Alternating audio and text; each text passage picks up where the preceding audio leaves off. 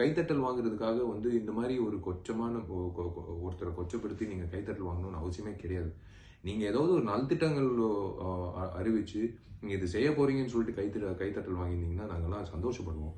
But அந்த நேரத்துல வந்து நீங்க வந்து இந்த மாதிரி ஒரு ஒரு ரொம்ப பேடான ஒரு ஸ்டேட்மெண்ட் வந்து அந்த நடிகையை பத்தி நான் அவங்க பேரும் நான் எடுக்க போறதில்ல.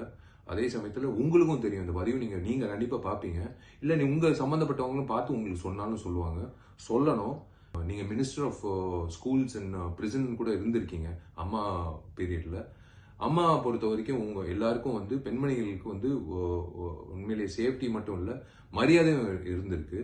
அந்த பீரியட்ல நீங்க வந்து மினிஸ்டர் ஆஃப் ஸ்கூல் இருந்ததுனால நான் உங்ககிட்ட ஒரு விஷயம் தெரிவிக்கிறேன். தயவு செஞ்சு இது வந்து இது இது you are hitting below the belt.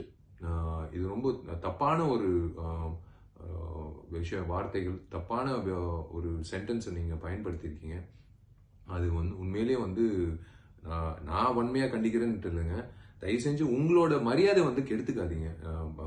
மக்கள் மத்தியில முக்கியமா நம்ம சமுதாயத்துல பெண்களுக்கு வந்து நம்ம மரியாதை கொடுத்தாதான் நம்மளுக்கு ஒரு என்ன சொல்றது ஒரு அது வந்து டியூட்டி இல்லை, அது மனசார வரணும். அது உங்களுக்கும் வரணும்னு நான் எதிர்பார்க்கிறேன். தயவு செஞ்சு இண்டஸ்ட்ரி சார்ந்த எங்க பெண்மணிகள் வந்து கண்டிப்பா நீங்க வந்து சொல்றது வந்து எங்களால பொறுத்துக்க முடியாது. அதனாலதான் இந்த பதிவிடுறேன்.